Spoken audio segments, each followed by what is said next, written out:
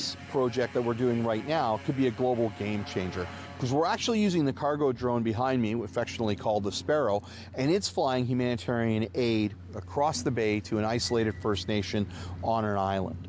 And this is the first time in Canada that we've ever had a humanitarian mission run using cargo drones. How cool is that? A lot of people don't realize First Nations communities are particularly susceptible to the virus, to the pandemic. They typically don't have very good healthcare infrastructure. There's no hospital on the island, for instance, and they often have underlying healthcare issues. So they're trying to self-isolate. So we're using the drone to deliver pandemic-related supplies from the mainland to the island. COVID has brought a new challenge for every community. It means looking at different ways of doing things. I mean, all our lives have changed in how we respond to this pandemic. The solutions are out there with different companies, and I think it's great.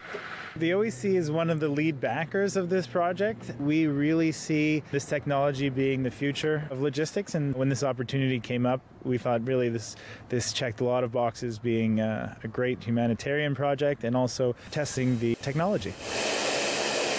What's really important here is that everybody was brought together to help. So Air Canada Cargo and Pontiac Group identified the need of this community that could be well served with Drone Delivery Canada's technology, and Air Canada Foundation, working closely with Global Medic, knew they had the expertise to help. So it's a really, really good example of how everybody's assets and expertise can be brought together for social good.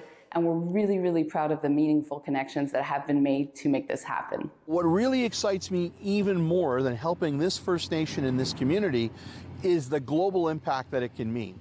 Because that little beast can be delivering life-saving aid to people trapped on mountains, trapped because of earthquakes and roads being out, trapped because of storms, and it's just going to save lives. And whenever Canada can step up to the world and save lives, that's a great thing.